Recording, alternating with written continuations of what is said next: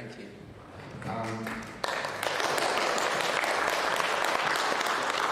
We're going to start at the beginning. When did you first love horror? So I watched. I don't know if anybody. It was. I thought it was a Hammer film for years, but it's not. It's an Amicus film. It's called From Beyond the Grave. Yeah. And it's Peter Cushing that runs like a second-hand bric-a-brac And all of it. stroke antique shop. The glowing coat. Yeah, and anybody that rips him off or nicks something from there is a curse towards him. Yeah, brilliant. I loved it. And I was about 9 years old. I was staying over at a friend's house, and it was. You could watch it at lunchtime now. It wouldn't be scary, but at the time it was terrifying. It was like it's the worst thing I've seen. We're roughly the same age, so it's the same. The Saturday nights, the horror double bills that you do on BBC Two and things like that. I think mine was The Beast of Five Fingers. I'm pretty sure that was my first horror film. I remember Psychomania as well. Psychomania is brilliant. Over the last couple of years, I picked up the Blu-ray, high Blu-ray. That's right, I've got that one. That's fantastic. Yeah, great film. Yeah. And moving on quickly to Before Dawn, your zombie horror film. You weren't set to direct it originally, weren't you? No, a Welsh director called Mark Price who did Colin, which is like, it was known as the £5 zombie film. He made it for a £5. Chad's covered it on his channel. Yeah, so we were making short films and then we asked Mark Price to direct that, and he said, "No, you direct it." And I was like, it was your wife John that came up with a story. Yeah. So basically, it was a decision to start with a classic zombie genre film. No, so we run the Leeds Zombie Film Festival, which is now the Leeds Horror Film Festival. Yeah. And kind of Jo was not into horror at the time, and she'd keep walking past going, "What's this shit?" And she, it annoyed her that there was no depth of character and there was no this, that, and then she's like, it's just like, and for every reason she didn't like horrors, that's exactly the reason why I love horror, you know. Yeah. And then so I was like, "Well, what would you do?" She said, "Well, you know, she's female, I'm male, she's southern, I'm northern. She's middle class, I'm working class. We're complete opposites, and that's what's attracted us to." So she said, "Well, why don't we work on the fact that this couple that don't get on, and you know, it's an allegory for the collapse of a relationship at the end of the world, and the zombies are involved." I was like, "That sounds amazing." So we hawked it around for a while and got Left Films. It was a Cardiff-based film company, and they paid for it, and Mark Price produced it. Yeah. And your second film, and we were talking about this yesterday because other people were coming, and Bait comes up. Now, Bait, I classify alongside a film like Dead Man's Shoes, which I would call kitchen sink horror, which is, and arguably, it's strange because I would say that's your most profound film as well. It's my favourite film. Yeah. It's not my favourite film that I've ever, process of making, but I'm the proudest of it. It's because the horror in that is so real, and I know people that have been in similar situations, and I found it a deeply uncomfortable watch. But again, I know people who've been in situations like that. But it was filmed like a horror film, so as if there's mummies and vampires and zombies, and the debt collector was filmed as if it was a horror film and he was a monster. Yeah, I mean, the funny thing about the debt collector in it is that. I mean, the way I sell it to people when I talk about it, as I say, is, you ever wondered how the Holocaust happened? There are people out there who just, they would love to have power. And that was, there's that chilling scene where he explains how basically he was an ordinary guy until he fell into the debt collecting business. And he says, "I was good at it, I like it." And you can see that twisted sense of pleasure. And again, it's the thing, you know, the thing that I always say to people is that if you've ever wondered how things like the Holocaust happened, I think that scene perfectly captures it, that there are people out there that are just waiting for that opportunity to have power over people. I mean, I wouldn't be comfortable comparing anything to the Holocaust to what we did. I know, but an analogy is that there are that type of people, and I think that is, again, you know, it's truly disturbing watching and think, that hit, you know, it hit the chord. It's in some people, isn't it? Yeah, Some people are monsters. Yeah, and I mean, filming that as well, I mean, especially some of the violence scenes at the end, especially with Joanne being involved, I mean, they're intense. Well, to kill the monster, there had to be a reason to kill the monster. So I remember it was 1:30 in the morning, we had Vicky Smurfit kind of being drowned in this river, and it was cold. She had a wetsuit on underneath a costume, and it was like take 3 or 4, and it was just like, this isn't fun anymore. This is awful, and I've known Vicky for 20 years, and why are we doing this? You know, and you think, well, if we hadn't have done it, there hadn't have been a reason to kill the monster at the end. There had to be a reason to take it as far as you could to go. If there was any doubt before in the audience that he had to die, by then you were like, he has to die. I mean, between that and the scene where he takes all his pleasure in the suffering.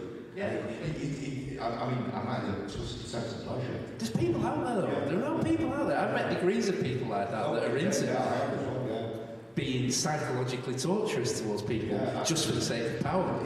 It's quite funny that I think I was talking. It was Gerard's done stuff that we showed you today, and it's kind of we've seen it, but it's kind of like a Maniac. It's like something that you might return to once or twice throughout your life.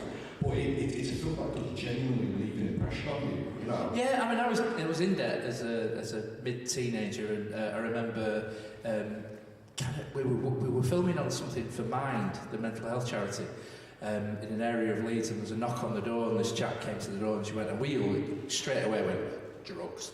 And when she came back, she said, no, it's the debt collector. I borrowed £100 last year. And we said, well, how much are you paying back? And she said, £5 a week. And we went, for how long for? And she went, I don't know, he just keeps turning up, you have to give him a £5. So that sort of thing, you know, and it was based on 2 or 3 real life situations where people just borrow a little amount of money when they can't pay. It's 200 quid, it's 500 quid, it's £2,000. Again, watching those small interviews like Matt Constantine, but Edmund Shooting, he's saying that he'd heard those tales, and I grew up in Hollywood over there, which is again a small town.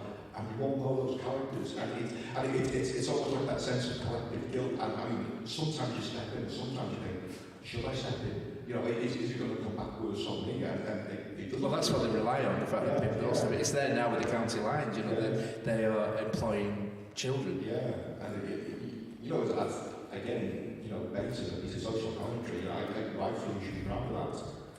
And then Thanks very much, yeah, I like it, It's my actually, And then that leads to Attack of the Adult Babies, which... Yeah, well, Attack of the Adult Babies was funny because... I loved, you know... Did you? Oh, it was you that liked it? I genuinely loved it because, I mean, this is going back about 25 years. A friend of mine was in Performing Arts College in Epsom, and at first he was doing music technology, recording things and all that, but he instantly got friendly with all the dancing girls. He was like, oh, girls are doing dancing, they're good on you, Rich, you know, high five. And I told him like one summer, this is pre-Euro trash and things like that. A guy came over from America to recruit some of the girls, and he said, basically, you're going to be adult nannies. And they're like, what? We're not being... And he said, no, there's no sex involved, you just got to... And one of the girls went over, and she came back after the end of the summer, and she gets like £1,000 a week. Yeah. And Richard, my friend said, what are you doing? She said, changing them. I don't know why, it's businessman. And of course she paid her forward debts, and she said, I got you ready, you know, things like that. So instantly when that was told her, she's like, oh, it's going to be crazy to get that. I did it on the giant thing and all that. And do the deep dive. I've been blaming you for a few years for that, but the fact that Joanne came up with the story. Oh yeah, well, because I think she was in touch with a dominatrix, and we looked into it, and it was that whole thing of the people that have the moral power over us to tell us how to behave and how to spend, and we will take your taxes and we will spend it in this certain way, are the most corrupt people, and it's proven time and time again, generation after generation. They are not the moral standard. They never will be, and they never are. You know, there's a reason why they want to be there. You know, and it was all about that really. Plus a load of other stuff. It has to be said that you know, sometimes when you feel blood like when you play a scene, when Lawrence Harvey, there's going to be loads of spoilers because if you haven't watched it by now, sorry. when Lawrence Harvey gets it and he gets shot through the floor and he just goes, ha, missed both my legs. Well, that was a steal from the young ones. Well, yeah. I mean, ironically, I grew up with the young ones and I forgot that, but it reminded me of the Goon Show as well. And it's a swing, I would imagine, Harry Sheehan or Spike Logan's. Yeah. Well, I'm a huge Peter Sellers fan, so it doesn't get worse. Both my legs in keels over flat. You know, and again, that wonderful sense of fun in it. You know, and it is actually good that you can go from dates to something like that, you know, because, I mean, obviously you don't follow something like something with David, something, you know. Well, it was supposed to be, I'd been employed by Radar Pictures, who made Jumanji, straight from Bait, in America, and there was millions of pounds on the table. I was flown to America, I was shown around LA, it was all these doors open to me. And then there was something went on with the Writers Guild of America, and there was a change of cast. Was it? It wasn't that, no. There was a change of cast, and then the new cast member wanted the rewrite. The writers didn't want to change it. There was a dispute with the Writers Guild of America, and it was put to one side. I'd taken 5 months off Emmerdale, and I had to start there and I had to end there. Yeah. So they said, we'll put it to one side for a year, and I was like, look, I've got my green card for this day to this day, and also I don't want to lose my job that I've kept, you know. So it just collapsed. It was awful. And so from that, I met a producer who said, "Oh, what are you doing?" I said, "I'm doing nothing. I'm doing a Polandra over." And he said, "Well, we can probably get the money for adult babies, so that came out. Otherwise, it wouldn't have been made." I'm just curious, how did Joanne approach you? I've got this idea for a film, you know. It was in the folder. We've got tons of films that we want to try and make. It was one of the ones that we keep pushing out and hawking out. And for every film that gets made, there's 3 that don't get made or they collapse like the American one. I mean, that's the thing. I'm just talking. I mean, nobody in general talking this weekend about how. I mean, a lot of the other films we showed have been portmanteaus, and the fact that they said, yeah, we can make these little short films and then make a linking narrative, you know, which is, especially for low budget filmmaking, I mean, that's almost a lifeline, because, and again, of course, the pandemic's come up, you know, so often saying we can leave that for like 6 months to a year, come back, linking narrative, and it's complete, you know. I mean, again, I noticed doing the deep dive and all the research with Joanne writing or coming up with Before Dawn, and then Bait was a separate script, Joanne done Adult Babies, and then Wolf Mauer is an independent. That's a script independence yourselves. What made you decide to go in and do a werewolf film? Well, that was the first time I've been taken on as like a hack director. So I think because I'd got my chops as a horror director, then the film was already up and running. I knew the editor and I knew Sean Harrison that did all the effects. And Sean Harrison, who designed The Werewolf, had already done The Avengers and Star Wars and Harry Potter, and he's brilliant. And so when the director was taken away from the project, artistic differences, then it was offered to me. Yeah. So it was great, and you know, and I loved the script. But at that point, there was no cast as well, and they kept talking about James Fleet, and somebody like James Fleet, somebody like James Fleet, somebody like James Fleet, and I was like, we should really ask James Fleet. So, and I was an engineer for 5 years when I left school as a welder, and so when his agent said he wants to speak to you, and we didn't have the money that James Fleet gets. The budget of the film would have been James Fleet's fee. Yeah. So we said what we can do is put you up somewhere nice and feed you well, and you can, you know, and he really liked the script. But I spoke to him for an hour about engineering. At the end of it, he kind of like, oh, you're all right. You know, so it's like we kind of conned him into it with engineering. It's quite funny with the werewolves effects. As we've heard it, and we've still got John here from Tales of the Creeping Death, and the werewolf segments at the end of here. So we were like, wow, you know, great werewolf. Yeah, you can't make it. I think that's why there's loads of vampire films. I was talking to Martin, who played the effects man in the film, and there was a film that I'd seen years ago, and one of the lines was in. They were trying to make a film, and they'd run out of money, and one of them said, "We've only got enough money to make a zombie film now." You know, and it's kind of like that's where the state of zombie films are. You can make a cheap zombie film, you can make a cheap vampire film, you can't make a cheap werewolf or mummy film. Yeah, you know, you just can't. So that was the one thing that stuck. Evidently, the pair of you two proved that wrong. You know. Yeah, true. You know, but the design of the werewolf was where the money went. Like with Before Dawn, all the money went on the teeth and the eyes and the blood. You know, whereas the rest of it was like, we'll do it for free. But again, it's nice seeing so well designed creatures just turn up like that. You know, I'm as well as American Werewolf film, I'm a huge fan of Howard and things like that, and all those like lots of right back to like Universal Monster Werewolves and things like that. Yeah. But again, seeing those shows, like, oh, you know, cool werewolves, and the one you put on the cover, it's like, oh, look how good our werewolves are. Yeah, true. Yeah. But even the construction of the film as well, you have to go like, well, there's a noise, and then there's a shadow, and then there's a side profile. and then there's a full body side profile, and then you've got to get into it then. And then there's a big front on thing. We had the plates and the things so you could sneer and do all this, so it's just revealing your trick slowly over the hour and a half that you've got, really. I'm quite a fan of Tyler Zuki from Balls of Steel days when she's doing the Bloody Boiler, and I kind of noticed she killed her in her last two films, but she's deserved to survive in both of them. So, she's brilliant, and she's almost like she's kind of unrewarded in this because she carries the whole film, but everybody looks at the werewolf and the blood and the it's how to survive in your next one. Yeah, all right, fair enough. It's a deal. Yeah, it's I used to love her as the Bloody Boiler, and some of the things she'd done in Eyes of Wonder, she never got ahead then. I couldn't do it. I'm too polite. I couldn't do it. I don't know how she did it. She was brilliant. Yeah. You said about unproduced scripts. Have you got any tantalising details of something you could do in the future, or you would love to do in the future? Oh, there's loads. There's absolutely loads I'd like to do. We're hawking one round at the moment. There's one that was a short film that my wife did that she's just spent 3 months in Serbia filming as director, and that was a dream come true. That was a short film that was taken on by an American company, and because it happened to me before where it all collapsed, and I was going, this might not happen. And 6 weeks before it was due to start, they had a meeting between my wife as director and Zoe Williams as producer, and they were expecting to say it next year again sometime, and they said, we need to get going to Serbia with book the accommodation and all that, and it was like £2.6 million as a budget, and they spent 3 months doing it in Serbia. A dream come true. It happens to other people, it happened to us, and that was one that I wrote, and a friend of ours had done the story. Tracy Shields had written the story with Joe, and that was on its way. So we don't know what's going to happen to that.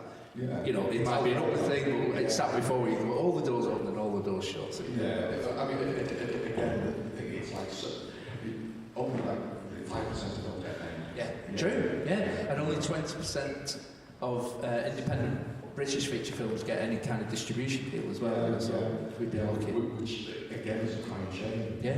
I mean, over the last couple of years, I've seen some American films that started seeing releasing in this country. Well, I go to all the festivals, so you go to Fright Fest, and then you go, what was that film? You can't find it again because it just doesn't get released, So I think festivals are the best place to see films, little gems that don't get released or that do get released. I used to do any chance to remember the Black Sundays that were in Ashton-under-Lyne? Yeah. Well, Joel that wrote this used to go over to them all the time. I went to them as well. Fantastic, Yeah, we saw the necromantic films on the big screen. Yeah, brilliant, And it's part of the inspiration for this is, and why we've shown some of these small budget films, so the first film that we showed you today, it was a lockdown project, and he was never meant to be seen, so, and it's like, why? And actually, the best thing about doing the Q&A is,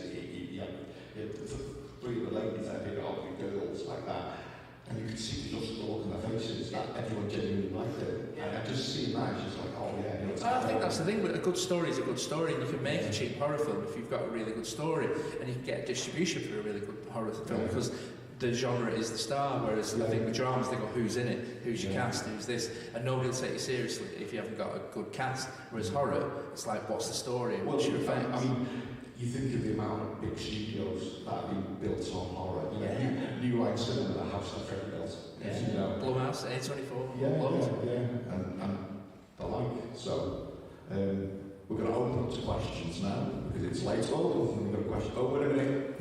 Mark, traditional. Another Fright Festival is that. Whenever Mark goes to Fright Fest, we follow his Facebook feed, and he's doing film by film breakdowns of his ratings. So like, we'll check that out. I know who these two are, anyway. Before I give a question, I'd like to give a round of applause to our tech man Andy here, the voice of Runner Thriller Jason Neil Jones, and the man himself, Chad Jones.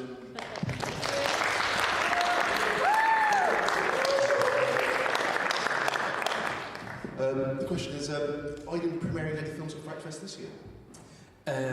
We don't know yet because the Serbian film is now in.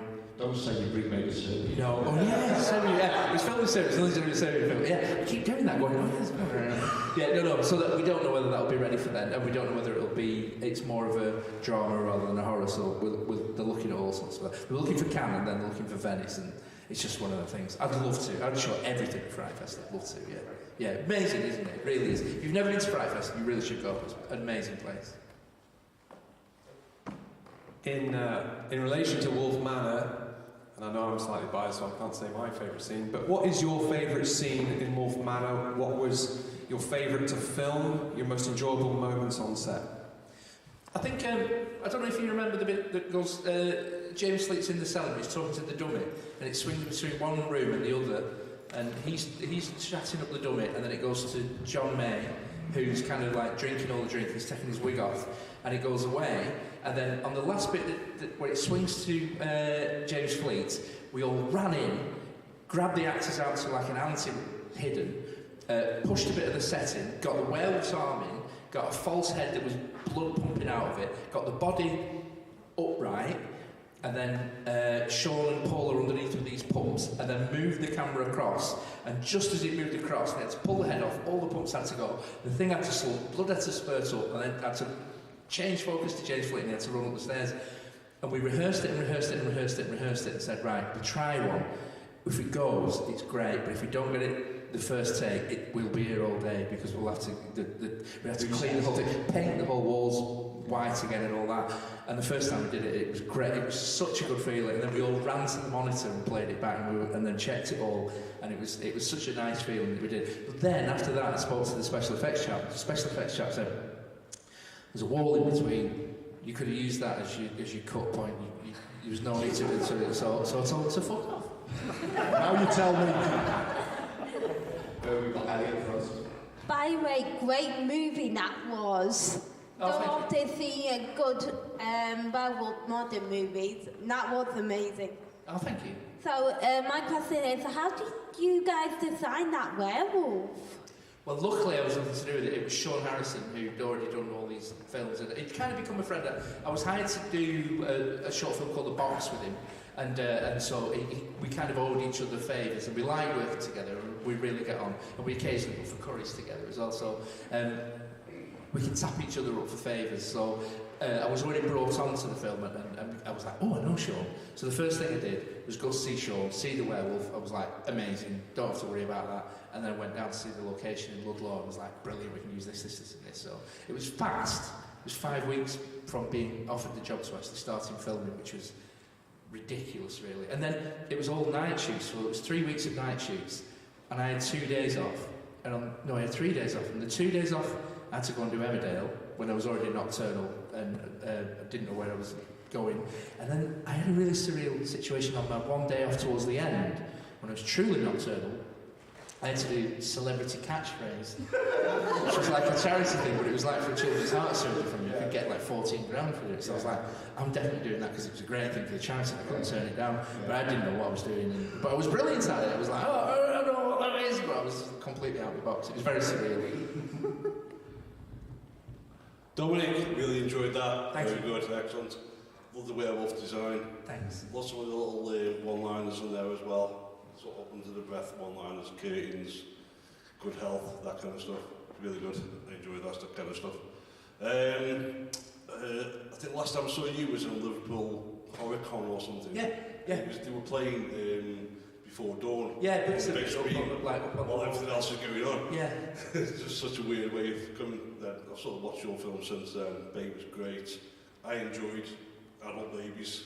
Cool. I thought it was really good. So it's two of you now. Yeah. I actually went with Graham Taylor, who, as you will believe, worked with you on that. Yeah, blood specialist, Shane Graham Taylor, yeah. Worked on Inbred as well, yeah. Yeah, that's right. Well, he worked with me on a film I did called Christmas Curse, and he just finished Adult Babies, and he brought with him this big long, like gutter pipe pump. Oh, it's called the shit cannon. That's the one. Yeah. And I asked him why it was called the shit cannon. I was like, well, I haven't seen Adult Babies at this point, and he explained to me why. I was like, what can I see this for? Well, because we needed to shoot brown viscera on the walls, and it was a place like this.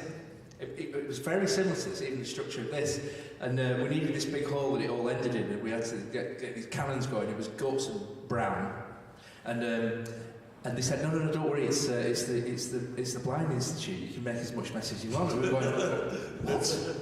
And then what we didn't realise, we were saying, no, it's the Blind Institute, they're knocking it down, they're building flats here. So we're like, oh my God, we thought you were, so it was like, this is out of order. So we understood. But even then, the chap that came in, they knew they were demolishing it, he just came in the walls, so it was everything around. And these panels were literally just firing out the walls. It was it was an incredible thing to see. Well, weirdly enough, we had to fire on George Newton's face from Inbred. I know George, yeah. And it basically, we filmed in this ball kiln in Stoke, okay? They used it as like a museum, and we fired it at George, but obviously it goes everywhere else as well, so it went all over this exhibit, over the TV screens and everything. And the next day it was on the news, just totally unrelated, filming in this bottle kiln where there's a royal visit, I think to Princess Margaret or someone, and they were filming inside this kiln and you could still see all the blood up there. Yeah. It was amazing. Powerful things that you knock your eyes out. Yeah. Oh yeah, very much so, yeah. I love the film, Dominic. Oh, cool. Thank you. You're welcome. Couple there.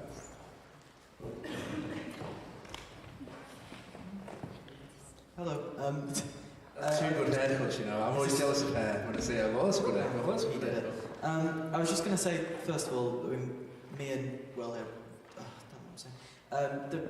We both love the werewolf effects. I mean, you don't really see many practical monsters nowadays, so that was really nice. And then there was a lot of quips, and there was a lot of, you had the blood splashes, that kind of thing. And I was wondering, was that like an intentional lean into sort of classic horror, or I was just basically wondering that. We've always worked practically. Sometimes even the comp bits. The only bit that I can see is an off-camera blood dribble is when he stabs the werewolf and takes it out, and then he says "good doggy," and it spurts out. But even then, we went away and filmed that across a green screen and actually pressed it, so it was our blood. It wasn't like bought in. And I just really like practical effects. I like in-camera effects. And it takes longer, it takes 2 or 3 days longer, but the satisfaction of getting it right is euphoric, rather than going, I'll sort it out. Because even The Walking Dead, and I really like the early Walking Dead series, you can see the sword going in, and it's not because it moves around on the thing. So it's like, you think, this is a multi-million-pound production, and you can still see that it's CGI, so wherever we can, we just knock CGI in the head. We use it sometimes to augment certain things. Like when it cuts back to the car and there's blood on the back window. It wasn't great, it had all dribbled by then, so we just asked the chap and he puts it all back on, so little bits like that you wouldn't even notice in that. But I always like practical effects, much more fun. Over there. Counties. You're famous. Did any of the crew sleep in the manor house? Yeah. We, in fact, it was very ensemble. So the bedroom that me and my wife had was also the wardrobe. So you didn't have a lie in, and also we were all sleeping during the day. So we all needed to have curtains and that was the weird thing as well. So we were all finishing it when daylight was coming up at 5 o'clock in the morning. Everybody still wanted that social life, so they were cracking open gin and tonics at like 5 o'clock in the morning and watching the sun come up at 6, 7, 8, and then all going to bed at 9, and then getting up at 5 to go shopping to get the food, and then to get ready again for 9 o'clock at night. It's a strange thing. I mean, an odd feeling, but it was nice watching the sun come up, sitting on the lawn, pissed at 6 o'clock in the morning. I don't know why. It just was, Yeah, we all sit together. Yeah. Is that right? Yeah, just saying. Welcome to real. But I'd have to say I love Rill. I do love Rill. I think it's a great place. You've still got a lot of culture here as well. Some of the shops, some of the collectible shops and comic book shops and things like that. Things that have been swept out of Leeds and Manchester. I think certain parts of Manchester, like the northern quarter, but even then they call it a quarter northern now because it's southern businesses that have come in. Rill has still got its own culture. You can go and route around and still find things. It's got. This is Will's new cultural icon. Yeah, and this is the start of it. This is from what's it called, from Acorn Small. Something. Yes. Thanks for getting me out of that one. That's a strange analogy. There you go. Have we got any more questions before we proceed? Oh, here we go. Hi. I'm a huge fan of horror comedies, so like the ones with quips and one-liners. Why do you think the two genres work so well together? Which two genres? Horror and comedy. Oh, well, I don't actually like the name horror comedy. I always, if I read the horror comedy, I go, oh. So we were trying to, like, that's why we picked James Fleet as well, because we knew he wasn't going to be like the show-offy kind of like, da-da, here's the comedy. You had to kind of go and find it, sort of like what you said about finding the little quips under the breath and that. So I think you've got to find an actor that's like ignoring the comedy, so that as an audience you have to go and find the comedy. And that's the sort of thing I quite like, you know, but I can't find an example of a bad horror comedy actually, but when it's subtly done, I think it works, but when it's out now. It's a thing we've been chatting about over the weekend is horror and comedy are arguably two of the hardest genres to do properly, because it's all about subverting expectations and it's timing and catching people off guard. Yeah. But they're also arguably two of the genres that actually gel well together, and you can have them in the same film and have them either together or apart, because I mean, especially American Werewolf in London, you know, I mean, I remember when that initially came out, the video posters, half the time we build it as a comedy, half the time we build it as a horror. That's true, yeah. And it's because... But it's played completely straight, isn't it? It's because some of those situations are so ridiculous. And, I mean, they're terrifying, but you're thinking, again, it's ridiculous, you know, and it's a sense again when you're watching Wolf Man is, I imagine half the people thinking, this can't be real. And that's why you're getting those strange reactions. Yeah. You know, that little thing like, werewolves are real?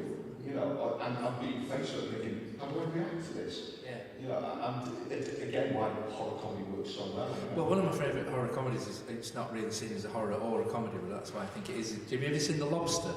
With Colin Farrell? Yeah. I haven't, again, it's on the radar. It's the weirdest film you've ever seen, and everybody plays it completely straight. They utterly and completely ignore the comedy, and it's brilliant. I mean, my contribution is that I've never seen Housebound, a New Zealand film. Yeah. And that... Yeah, she does one swear word in the middle of it. It pings out so strongly. Yeah, it's great. The thing about that film is, I mean, it's got some great comedy, but it turns into it, and you find the genuine mystery, and that's when a hair snap going up. And even in the final grappling scene, where the fork comes out of the cupboard, it's so utterly ridiculous, but it just fits it perfectly. Yeah, the whole thing is ridiculous, but they play it so straight. In fact, there's cavities all around the house. It's just brilliant. And Come to Daddy, Elijah Wood. That's great. Yeah. I mean, that's a series of WTF moments. Yeah, but completely. It's the fact how it evolves so organically. But it's funny what you say about like comedy is harder than drama as well, I think, because even recently in Emmerdale, you really try hard, and me and Mark that plays Marlon, we try our best. We run the stuff in the morning. We try and get the comedy going, try and work the timing. He's very giving at saying, "Oh, don't do that, do this," and I go, "Oh, I like it when you did that. Keep that bit," you know. And it's a lot of hard work in it. But then recently, I've had a storyline that's quite serious, and it's literally saying it as flat as you can, putting the tear stick in your eye, and going for it. And it's like, then that's when the people get awards for that, and you go, "For what?" You know, it's just like, the hard bit is when you get the timing and the comedy bit, you know, whereas the easy bit is running around screaming and crying, I think, you know, because it's one note going, whereas comedy's like simmering and being careful. Just one last question for you, Jason. Pitch Dominic your idea for Inbred sequel. Yours? Right. I think the perfect sequel to Inbred, I was talking about this earlier, is the whole clan goes to the seaside. And that just the fish out of the water, that they obviously can't get away with what they normally do, but they can't help not do it.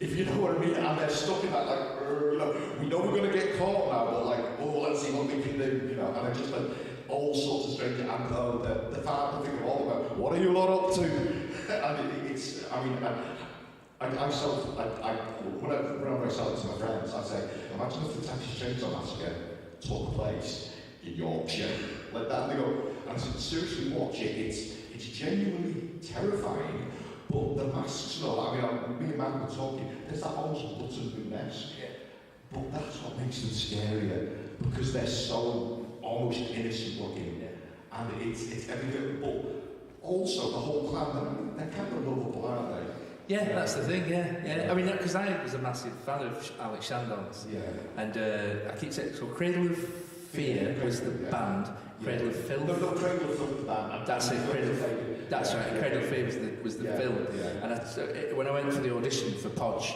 I took my VHS and said, "Oh, hi, Alex, you're really, really great to meet you. We signed the thing," and he went, "Let's go to the pub, we've got the part." I was like, "Oh boom, I do that in every single audition. It just flatters the director. This is mine in Chapter Wonderful How We Met Your Dominic Brunt story, that we were at Rotherham HorrorCon one year, and I can't remember who, I think it might even be Bart Crampton who were queuing up to get the autographs, and just was like, Dominic Brunt, like that. So instantly, I didn't know, when's Podge coming back? Of course, and we chat for a bit and chat later, and you said, oh, sorry, I'm just going to get going. And about 10 minutes later, I think you might be queuing for Sean Pursley, something like that. I was pretty drunk. You came and looked for Chad, and just Chad came over and went like, I love him. He was so nice. And I went home, and because my mum and their friends all shared there, I said, met Dominic Brunt today. I actually went and found my friend afterwards. He's such a lovely guy. I'm actually a bit of a bastard and kill dogs at night. Which is going to be your next film, The Dog Killer. So we're going to wrap things up, and Dominic is going to do Simon's over there. I thought you were going to say I was going to sing a song. I was like, I've got to be signing something. I was like, I'm going to do what? So yeah, if anyone's autographs and photos, Dominic's going to be sat in the corner, and I'm not going to let him go. So you're all happy. You're very happy. Seriously, thank you.